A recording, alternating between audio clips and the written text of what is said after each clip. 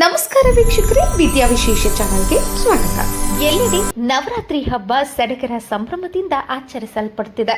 ನಾವು ತಾಯಿ ಜಗದಾಂಬೆ ದುರ್ಗೆಯ 9 ಸ್ವರೂಪಗಳಲ್ಲಿ 3 ಸ್ವರೂಪಗಳನ್ನು ಆರಾಧಿಸಿದ್ದೇವೆ.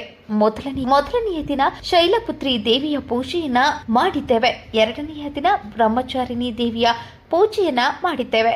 ಇನ್ನು 3ನೆಯ ದಿನ ನಾವು ಚಂದ್ರಘಂಟಾ ದೇವಿಯನ್ನ ಆರಾಧಿಸಿದ್ದೇವೆ. ಇಂದು ನವರಾತ್ರಿಯ 4ನೆಯ ದಿನವಾಗಿದೆ. ನಾವು ಇಂದು ದುರ್ಗೆಯ ಮತ್ತೊಂದು ಸ್ವರೂಪವಾದಂತಹ ಕುಷ್ಮಾಂಡಾ ದೇವಿಯ ಆರಾಧನೆಯನ್ನ ಮಾಡುತ್ತೇವೆ. 4ನೆಯ ದಿನ ಆಚರಿಸುವಂತಹ ಕುಷ್ಮಾಂಡಾ ದೇವಿಯ ಪೂಜೆಯ ಫಲವೇನು?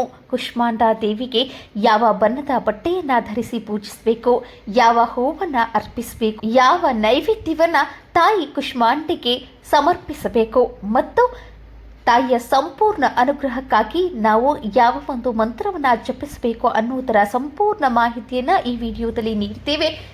ವಿಡಿಯೋವನ್ನು ಕೊನೆಯವರೆಗೂ ನೋಡಿ. ಮೊದಲನೆಯದಾಗಿ ತಾಯಿ ಕುಷ್ಮಾಂಡಾ ದೇವಿಯ ಪೂಜೆಯನ್ನು ನಾವು ನವರಾತ್ರಿಯ 4ನೆಯ ದಿನದಂದು ಆಚರಿಸುತ್ತೇವೆ. ಕುಷ್ಮಾಂಡೆಯನ್ನ ಪೂಜಿಸುವುದರಿಂದ ಸಾಧಕರು ಮೃತ್ಯುಲೋಕದಲ್ಲಿ ಎಲ್ಲಾ ರೀತಿಯ ಸಂತೋಷವನ್ನು ಪಡೆಯುತ್ತಾರೆ ಎಂಬ ಧಾರ್ಮಿಕ ನಂಬಿಕೆ ಇದೆ. ಅಲ್ಲದೆ ದೈಹಿಕವಾಗಿ ಹಾಗೂ ಮಾನಸಿಕವಾಗಿ ಅಸ್ವಸ್ಥತೆಗೊಂಡಿರುವಂತಹವರು ಈಕೆಯನ್ನ ಪೂಜಿಸುವುದರಿಂದ ಸಶಕ್ತರಾಗ್ತಾರೆ ಮತ್ತು ಮಾನಸಿಕ ಹಾಗೂ ದೈಹಿಕ ಅಸ್ವಸ್ಥತೆಗಳಿಂದ ಪರಿಹಾರವನ್ನ ಪಡೆದುಕೊಳ್ತಾರೆ. ನವರಾತ್ರಿಯ 4ನೆಯ ದಿನವಾದ ಇಂದು ನೀವು ಕುಷ್ಮಾಂಡಿ ದೇವಿಯ ಪೂಜೆಯನ್ನ ಮಾಡುತ್ತಿರಬೇಕಾದ್ರೆ ಕಿತ್ತಳೆ ಬಣ್ಣದ ಬಟ್ಟೆಯನ್ನ ಧರಿಸಿ ನೀವು ಆಕೆಯನ್ನ ಪೂಜಿಸಬೇಕಾಗ್ತದೆ. ಒಂದು ವೇಳೆ ನೀವು ಕಿತ್ತಳೆ ಬಣ್ಣದ ಬಟ್ಟೆಯನ್ನ ಧರಿಸಿ ಪೂಜಿಸಿದ್ದೇ ಆದಲ್ಲಿ ತಾಯಿಯ ಆಶೀರ್ವಾದವನ್ನ ಪಡೆದುಕೊಳ್ತೀರಿ. ಖಂಡಿತವಾಗಿಯೂ ನೀವು ಸಂತೋಷ, ಸೃಜನಶೀಲತೆ ಮತ್ತು ಸಾಕಷ್ಟು ಧನಾತ್ಮಕ ಶಕ್ತಿಯಿಂದ ಆಶೀರ್ವದಿಸಲ್ಪಡ್ತೀರಿ. ನಿಮಗೆ ಬಂದಂತಹ ಎಲ್ಲಾ ಕಷ್ಟಗಳನ್ನ ನೀವು ಶಾಂತ ರೀತಿಯಿಂದಲೇ ಅದಕ್ಕೆ ಪರಿಹಾರವನ್ನ ಕಂಡುಕೊಳ್ತೀರಿ. ಇನ್ನು ತಾಯಿ ಕುಷ್ಮಾಂಡಿ ದೇವಿಯ ಪೂಜೆಯನ್ನ ಸಲ್ಲಿಸುತ್ತಿರಬೇಕಾದ್ರೆ ಯಾವ ಹೂವುಗಳನ್ನ ಅರ್ಪಿಸಬೇಕೆಂದರೆ ನೀವು ಇಂದು ಬಿಳಿ ಬಣ್ಣದ ಹೂವುಗಳನ್ನ ತಾಯಿ ಕುಷ್ಮಾಂಡಾ ದೇವಿಗೆ ಅರ್ಪಿಸಿ. ಬಿಳಿ ಸಂಪಿಗೆ ಹೂವಾಗಿರಬಹುದು ಅಥವಾ ಬಿಳಿ ಮಲ್ಲಿಗೆ ಹೂವಾಗಿರಬಹುದು ಅಥವಾ ನೀವು ಸೇವಂತಿಗೆ ಹೂವುಗಳನ್ನು ಕೂಡ ಅರ್ಪಿಸಬಹುದಾಗಿದೆ.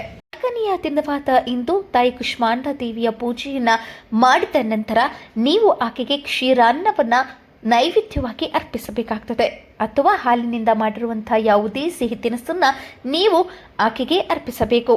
ಅಲ್ಲದೆ ತಾಯಿಗೆ ಮಾಲ್ಪೋವಾವನ್ನು ಕೂಡ ನೀವು ನೈವೇದ್ಯವಾಗಿ ಕೊಡಬಹುದಾಗಿದೆ. ಇನ್ನು ತಾಯಿಯ ಪೂಜೆಯನ್ನ ಮಾಡಿದ ನಂತರ ಯಾವ ಒಂದು ಮಂತ್ರವನ್ನ ನೀವು ಪಠಿಸಿ ಆಕೆಯನ್ನ ಒಲಿಸಿಕೊಳ್ಳಬಹುದು ಅನ್ನೋದಾದ್ರೆ, ಸುರ ಸಂಪೂರ್ಣ ಕಳಶಂ ರುಧಿರಾಪ್ಲುತಮೇವ ಚ ದಧಾನ ಹಸ್ತ ಪದ್ಮಾಭ್ಯಾಂ ಕುಷ್ಮಾಂಡಾ ಶುಭಧಾಸ್ತುತೆ.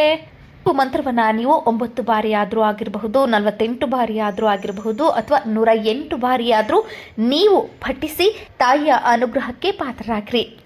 4ನೆಯ ದಿನವಾದ ಇಂದು ನೀವು ತಾಯಿ ಕುಷ್ಮಾಂಡೆಯನ್ನ ಪೂಜಿಸಿದ್ದೇ ಆದಲ್ಲಿ ಮಹಿಳೆಯರಿಗೆ ಸುಮಂಗಲಿಯ ಭಾಗ್ಯ ಸಿಗ್ತದೆ.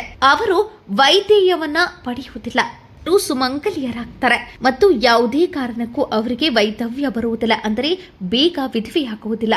ಆಕೆಯ ಗಂಡನ ಆಯಸ್ಸು ಹೆಚ್ಚುತ್ತದೆ, ಮಕ್ಕಳ ಆಯಸ್ಸು ಕೂಡ ವೃದ್ಧಿಯಾಗುತ್ತದೆ.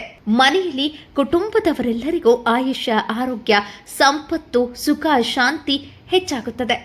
ಆದ್ದರಿಂದ ತಾಯಿ ಕುಷ್ಮಾಂಡಿ ದೇವಿಯನ್ನ ಪೂಜಿಸಿ ಆಕೆಯ ಕೃಪೆಗೆ ನೀವೆಲ್ಲರೂ ಪಾತ್ರರಾಗಿ.